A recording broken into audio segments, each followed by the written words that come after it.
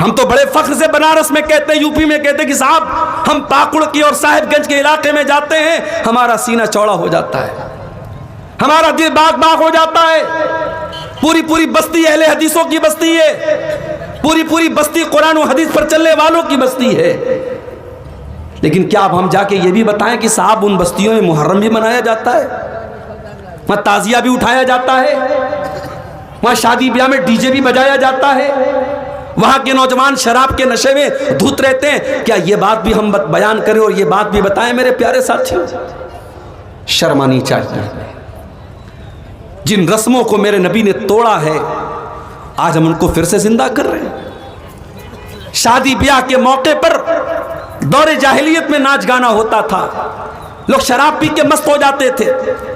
اسلام نے آ کر کے نکاح کو عبادت بنا دیا۔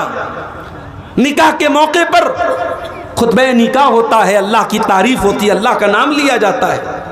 اس کے بعد مولوی صاحب قاضی صاحب لڑکے سے کہتے ہیں کہ آپ کا نکاح میں نے فلاں لڑکی کے ساتھ کر دیا، کیا آپ کو قبول ہے؟ کیا آپ نے قبول کیا؟ لڑکا کہتا ہاں میں نے قبول کیا۔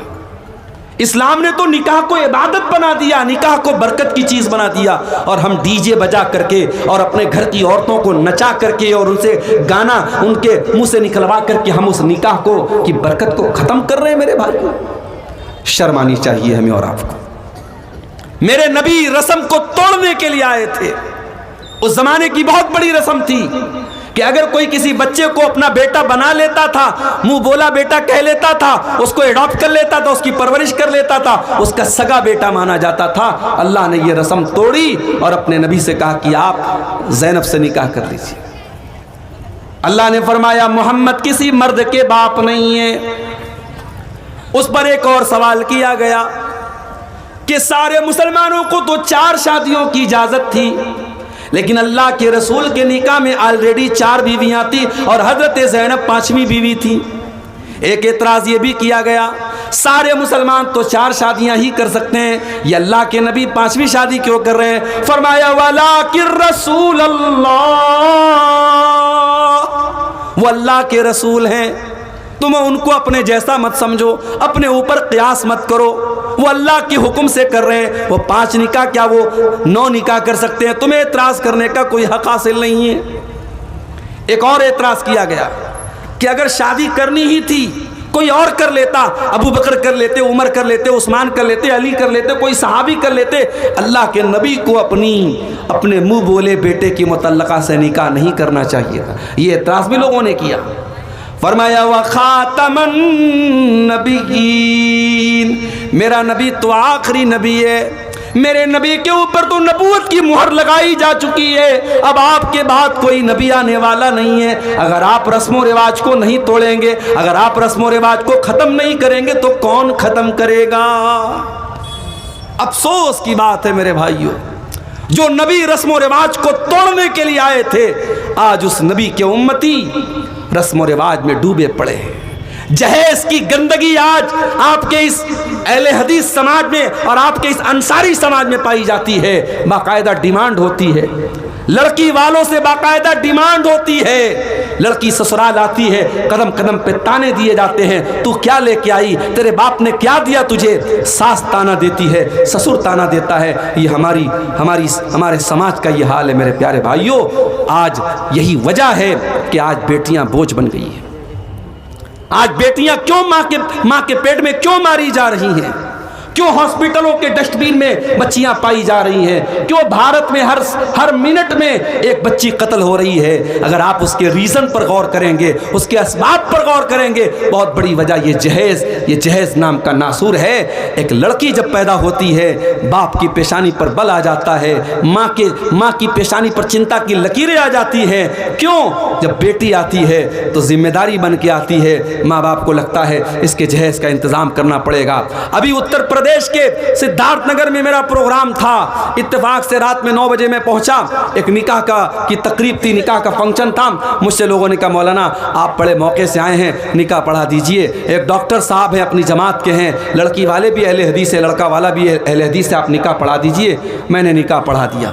نکاح پڑھانے کے بعد میں ایک صاحب کہنے لگے مولانا آپ نے نکاح تو پڑھا دیا، آپ کو معلوم ہے اس نکاح میں جہیز کتنا ملا ہے؟ میں نے کہا مجھے تو نہیں معلوم۔ کہا کہ لڑکا چونکہ ڈاکٹر ہے تو 5 لاکھ روپیہ کیش اور 10 لاکھ کی گاڑی اس کو ملی ہے۔ 5 لاکھ روپے کیش اور 10 لاکھ روپے کی گاڑی لڑکی والوں سے باقاعدہ ڈیمانڈ کر کے لیا گیا ہے۔ تو میں نے کہا اس کا مطلب لڑکی والے بہت پیسے والے لوگ ہیں، بہت بڑے لوگ ہیں؟ کہا نہیں مولوی صاحب، زمین بیچ کر کے لڑکی والوں نے یہ کام کیا ہے۔ اللہ اکبر، ہم اس لیول پر پہنچ گئے۔ ایک لڑکی کا باپ اپنی لڑکی کی شادی کرنے کے لیے اپنا گھر بیچے، اپنی زمین بیچے، اپنی کڈنی بیچے، اپنا جسم بیچے، اور اس کے بعد وہ لڑکی کی شادی کرے۔ میرے پیارے ساتھیوں، اللہ کی قسم یہ میرے نبی کا طریقہ نہیں ہے، یہ میرے نبی کو اسوہ نہیں ہے۔ میرے نبی نے بیٹیوں کو بوجھ نہیں بنایا ہے، میرے نبی نے تو بیٹیوں کو رحمت بنایا تھا، میرے نبی نے تو بیٹیوں کو رحمت بتایا تھا۔ میرے نبی نے جو طریقہ بتایا ہے اس طریقے میں کبھی لڑکی کے باپ کو کسی کے دروازے پہ جا کے بھیک مانگنے کی ضرورت نہیں ہے، کسی بینک سے لون لینے کی ضرورت نہیں ہے۔ اسلام نے تو لڑکی کے باپ پر کسی بھی طریقے کی دعوت بھی نہیں رکھی ہے۔ دعوت بھی دے گا تو لڑکے کا باپ دے گا، ولیمہ کا انتظام لڑکے والا کرے گا۔ لیکن آج افسوس کی بات یہ ہے، ہم اہل حدیث بھی ہیں صاحب، ہم بڑے پکے مسلمان بھی ہیں، ہم جو ہے بہت اپنے آپ کو دیندار بھی کہہ رہے ہیں، اور یہ ساری گندگیاں آج ہمارے اندر ہیں۔ میرے پیارے ساتھیوں، اس نبی کا کلمہ پڑھتے وقت ہمیں سوچنا چاہیے، اس نبی سے اپنا نام جوڑتے وقت ہم سوچنا چاہیے کہ وہ نبی کیسے تھے اور ہم کیسے۔ میرے پیارے ساتھی، اس نبی کی عظمت جانتے ہو؟ اللہ نے فرمایا لَقَدْ جَاءَكُمْ رَسُولٌ مِّنْ أَنفُسِكُمْ عَزِيزٌ عَلَيْهِ مَا عَنِتُّمْ۔ اے مسلمانوں، تم اللہ کا شکریہ ادا کرو، اللہ نے تم کو اتنا پیارا رسول دیا، اتنا پیارا رسول دیا، عزیز علیہ ما عنتم۔ جب تمہیں تکلیف پہنچتی ہے میرے نبی کو برا لگتا ہے، تمہاری تکلیف میرے نبی کے دل کو چوٹ پہنچاتی ہے، تم تکلیف میں پڑتے ہو اور درد میرے نبی کو ہوتا ہے۔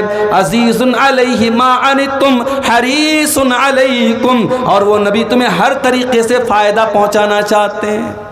ہمارے نبی کا مشن ایک تھا میرے بھائی، لوگوں کا کیسے فائدہ ہو جائے، لوگوں کا کیسے بھلا ہو جائے، لوگ کیسے جہنم کی آگ سے بچ جائیں، یہی مشن تھا میرے نبی کا۔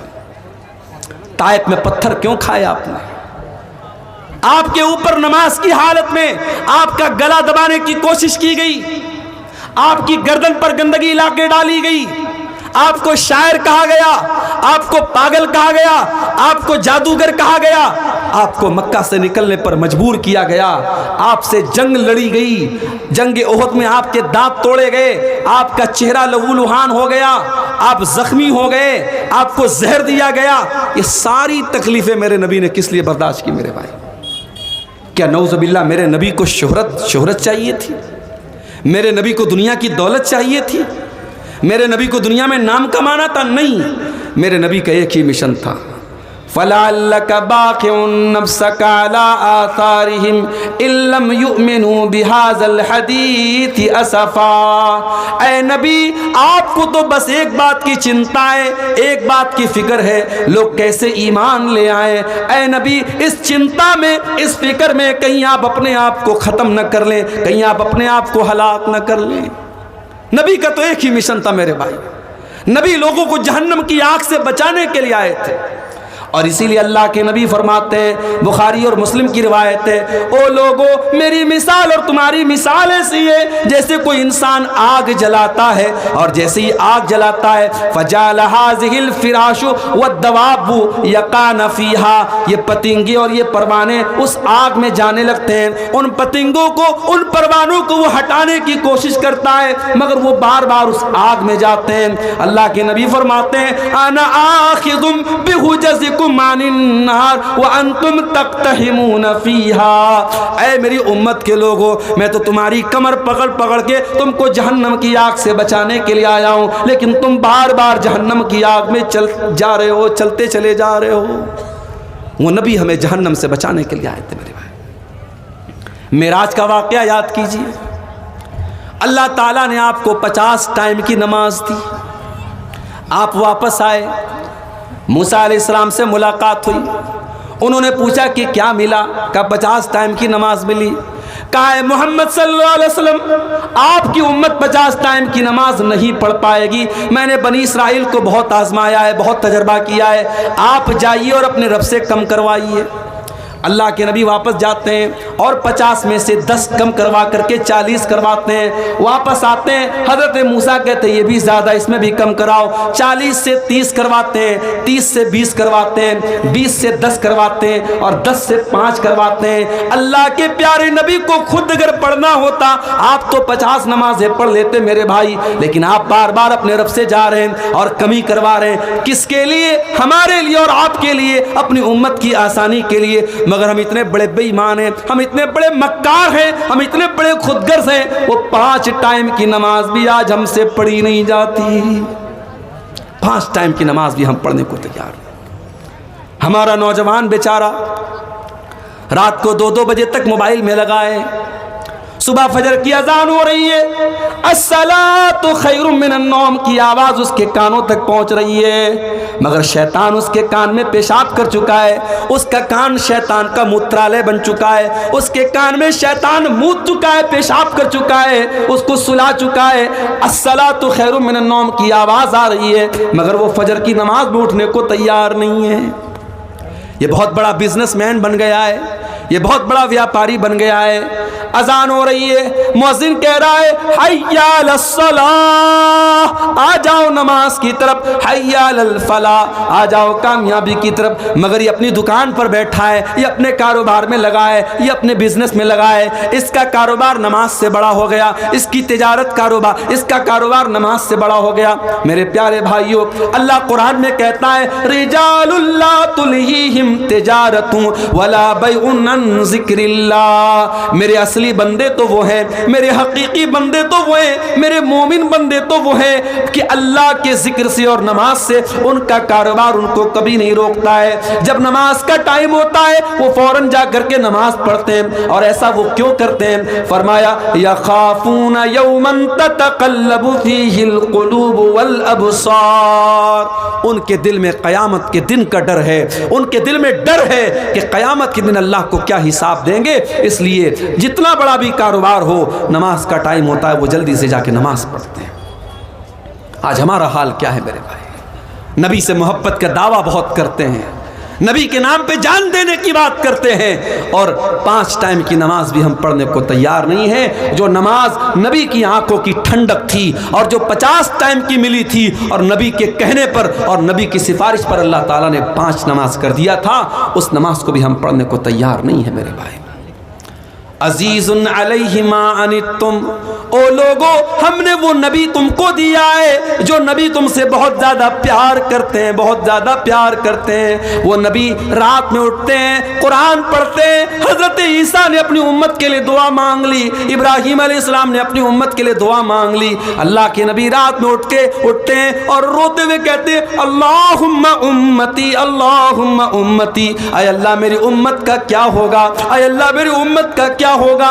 جبریل امین آتے ہیں اور پوچھتے ہیں کہ کیوں رو رہے ہیں آپ؟ کہتے ہیں کہ میں اپنی امت کے لیے رو رہا ہوں۔ اللہ فرماتا ہے اے جبریل جاؤ میرے حبیب سے کہہ دو، میرے نبی سے کہہ دو انا سنرضیک فی امتک ولا نسؤک، اے میرے حبیب، اے میرے نبی، ہم آپ کی امت کے بارے میں آپ کو خوش کر دیں گے، آپ کو پریشان ہونے کی ضرورت نہیں ہے۔ سلام اس پر جو امت کے لیے راتوں کو روتا تھا، سلام اس پر جو فرش خاک پر جاڑے میں سوتا تھا۔ وہ نبی ہمارے لیے رویا کرتے تھے میرے بھائی۔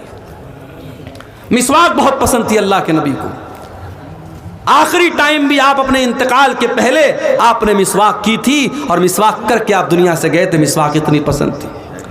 مگر آپ کو اپنی امت کی آسانی کا اتنا خیال تھا، آپ نے فرمایا لولا انا شق علی امتی لامرتهم بالسواک عند کل صلاۃ، اگر میری امت کو پریشانی نہ ہوتی، اگر میری امت کو مشکل نہ ہوتی، میں ہر نماز کے ٹائم ضروری کر دیتا مسواک کو، مگر ضروری کر دیتا تو دقت آ جاتی، پریشانی آ جاتی، اس لیے آپ نے مسواک کو ضروری قرار نہیں دیا۔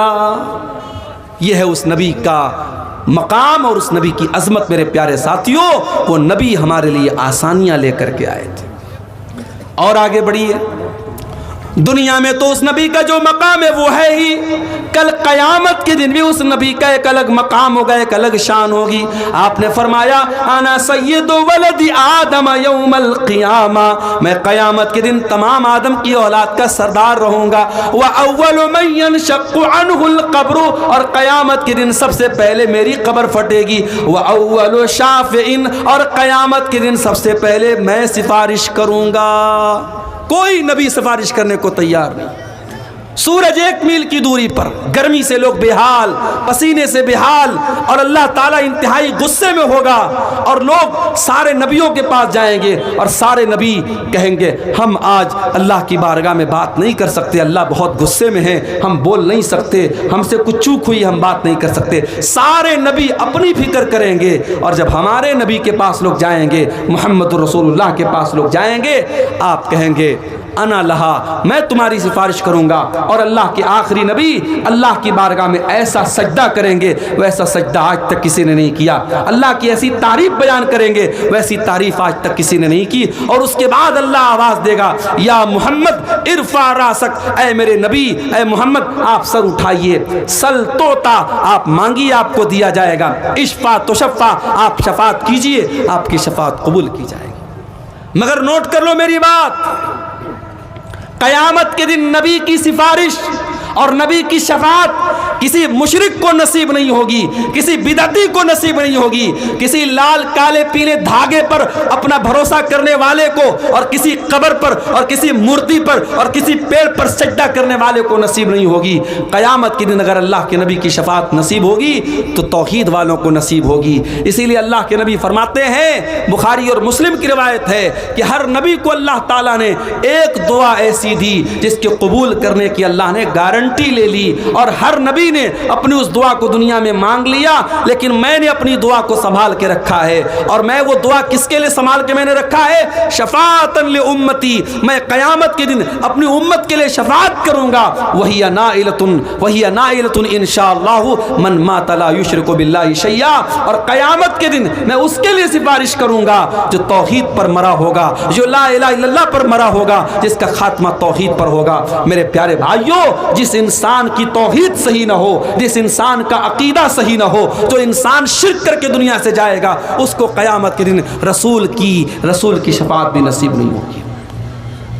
और आगे बढ़िए, उस नबी का मकाम ये है, उस नबी की शान ये कि अल्लाह कुरान में कहता है वमा अरसलनाका इल्ला रहमतल लिल आलमीन, ऐ नबी हमने आपको सारी कायनात के लिए रहमत बना करके भेजा। उस नबी की शान ये कि वो दुश्मनों के लिए भी रहमत बन करके आए, अपनों के लिए भी रहमत बन करके आए, मुसलमानों के लिए भी रहमत बन करके आए, गैर मुस्लिमों के लिए भी रहमत बन करके आए। वो नबी जानवरों के लिए भी रहमत बन करके आए, जानवरों को भी तकलीफ पहुंचाने का आपने हुक्म नहीं दिया। एक औरत ने बिल्ली को पकड़ा और बिल्ली को तड़पा तड़पा के भूखा प्यासा रखा, बिल्ली मर गई। अल्लाह के नबी फरमाते हैं वो औरत जहन्नम में जाएगी। उसने एक बिल्ली को, एक बेजुबान जानवर को तड़पा तड़पा करके मार दिया। और एक वेश्या औरत, एक बच्चलन औरत, उसने कुएं से पानी निकाला और एक प्यासे कुत्ते को जो प्यास से तड़प रहा था, अपने मोजे से पानी निकाल करके कुत्ते को पिलाया। अल्लाह के नबी फरमाते हैं उस वेश्या औरत का ये अमल अल्लाह ताला ने कबूल करके उसकी बख्शिश कर दी। एक कुत्ते को, एक जानवर को पानी पिलाने की वजह से अल्लाह ताला ने उसकी मगफरत कर दी। जानवरों के लिए भी आप रहमत बन करके आए। अब कोई यहाँ पे सवाल कर सकता है कि साहब अगर जानवरों के लिए रहमत है इस्लाम और अल्लाह के नबी, तो आपके मज़हब में मांसाहार की तालीम क्यों दी गई और आपके मज़हब में गोश्त खाने की तालीम क्यों दी गई? तो मेरे भाई, ये भी अल्लाह की रहमत है, ये भी अल्लाह की रहमत है। उसने जिन हलाल जानवरों को हमारे लिए हलाल बनाया है, हमारे खाने के लिए खुराक बनाया है, उन्हीं जानवरों को हम खाते हैं। हम किसी हराम जानवर को नहीं खाते हैं। ये बकरा बकरी है, भेड़ा वगैरह है, ये जितने भी हलाल जानवर हैं हम उन्हीं जानवरों का गोश्त खाते हैं। और जो हराम जानवर हैं हम उनको टच नहीं करते हैं। और हलाल भी हम अल्लाह का नाम लेके जब हम ज़बह करते हैं तब हलाल होता है।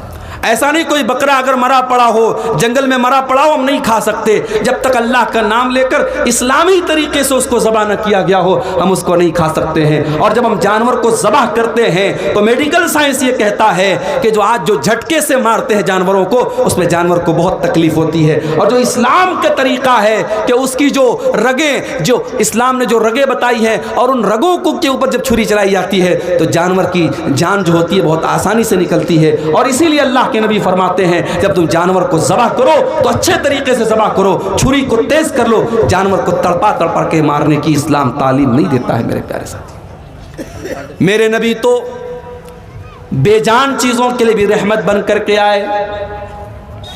آپ ایک کھجور کے تنے پر کھڑے ہو کر کے خطبہ دیا کرتے تھے. ایک عورت کی نظر پڑ گئی جو اللہ کے نبی کے خطبے میں آیا کرتی تھی. اس نے دیکھا کہ اللہ کے نبی کھجور کے تنے پر کھڑے ہو کر کے خطبہ دے رہے ہیں. اس نے کہا اللہ کے نبی, میرا بیٹا کارپینٹر ہے, بڑھئی کا کام کرتا ہے. اے اللہ کے نبی, میں چاہتی ہوں کہ آپ کے لیے ایک اچھے سے ممبر کا انتظام کر دوں تاکہ آپ اس ممبر پر کھڑے ہو کر کے خطبہ دیں. اس لکڑی کے تنے پر آپ کھڑے ہو کر کے خطبہ دیتے اچھا نہیں لگتا ہے. آج ہمارے یہاں مولوی پھٹے پرانے کپڑے پہنتا ہے تو لوگ کہتے ہیں مولوی کو تو اللہ نے بڑی برکت دی ہے. مولوی صاحب جو آپ کے بچوں کو قرآن آ کے پڑھاتے ہیں, ان کے میلے کچیلے کپڑوں کو دیکھ کر کے کبھی آپ کو شرم نہیں آتی کہ کوئی نیا کرتے کا کپڑا لے جا کے دے دے. آم کا موسم آتا ہے, آپ کے گھر میں بچے آم کھا رہے ہیں, مولوی صاحب بیچارے 5,000 کی تنخواہ میں کیسے کیسے اپنا پریوار چلا رہے ہیں. ان کے بچے اپنے باپ سے کہتے ہیں بازار مجھے آم دلا دو. وہ صبر کرنے کی تلقین کرتے ہیں, اور دنیا کہتی ہے مولوی کے پیسے میں اللہ نے بڑی برکت دی ہے. میرے پیارے ساتھیوں, اس مولوی کو آپ نے اپنے در کا جو بھکاری بنا کے رکھا, اس کو برکت کا خوبصورت نام نہ دیجیے. معاف کرنا میرے بھائیوں, بات کڑوی ہے مگر بات یہی سچ ہے کہ ہم ان علماء کو خوشحال دیکھنا نہیں چاہتے ہیں. اگر مولوی اچھا لائف اسٹائل اختیار کر لے, اچھا کپڑا پہنے لگے, مولوی حلال طریقے سے اگر گھر مکان بنا لے اور سواری کا انتظام کر لے, تو اس پر بھی لوگ انگلی اٹھاتے کہ مولوی کے پاس اتنا پیسہ کہاں سے آ گیا. یہ سوچ ہے ہماری قوم کی, یہ اپنے علماء کو اور اپنے رہنماؤں کو خوشحال نہیں دیکھنا چاہتی. یہ چاہتی ہے یہ آ کر کے ہم سے چندہ مانگتے رہے, ہمارے در کے فقیر اور محتاج بنے رہے. لاک ڈاؤن میں ہم نے دیکھا کتنی مسجدوں میں امام جن کو 8,000 10,000 تنخواہ دی جاتی تھی, مدرسوں میں پڑھانے والے ٹیچر جن کو 8-10 ہزار کی تنخواہ دی جاتی تھی اور اس تنخواہ سے ان کا گھر پریوار چلا کرتا تھا. لاک ڈاؤن لگ گیا, مدرسے والوں نے آنکھیں پھیر لی, مسجد کی کمیٹی نے آنکھیں پھیر لی, مولوی صاحب ہمارے فنڈ میں کوئی پیسہ نہیں ہے. ان مولویوں نے کتنی پریشانیوں کے ساتھ اپنے ایام کاٹے, اپنے دن کاٹے میرے بھائیوں. لوگوں سے قرضے لے کر کے, لوگوں سے مدد مانگ کر کے انہوں نے اپنا گزارا کیا. اور میں کئی ایسے مولویوں کو جانتا ہوں لاک ڈاؤن کے بعد انہوں نے کاروبار شروع کر دیا, بزنس شروع کر دیا, اور رو کر کے کہنے لگے مولوی صاحب اب ہمیں امامت نہیں کرنی ہے, اب ہمیں مدرسے میں نہیں پڑھانا ہے, ہمیں یہ غلامی کی زندگی نہیں گزارنی ہے, اب ہم اپنا بزنس کریں گے, اپنا کاروبار کریں گے, ہم آزاد